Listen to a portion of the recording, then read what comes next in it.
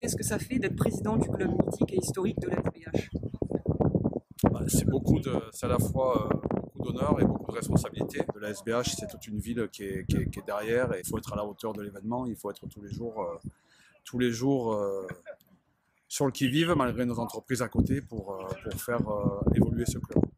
En 2011, la SBH fête son titre de Fédéral 1. Une page s'est tournée dans l'histoire du club depuis ce jour-là.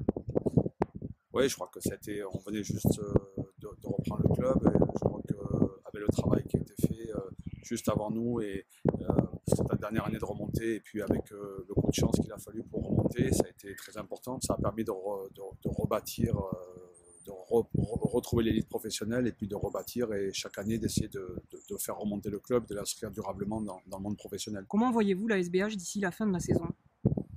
Bon, ce qui est pris est pris, on va dire. L'année dernière, on avait commencé à peu près au même niveau, après 4 matchs. Après, il ne faut pas s'enflammer. Le prochain bloc qui commence la semaine prochaine va être plus difficile, puisqu'on a sur 4 matchs, 3 déplacements. Et donc cette année, il faut arriver à rester le plus haut possible, le plus longtemps possible, et puis surtout à ne pas avoir de trous sur toute la saison, parce que pour être bien placé au mois de mai. Quel est votre plus beau souvenir passé au club depuis votre arrivée?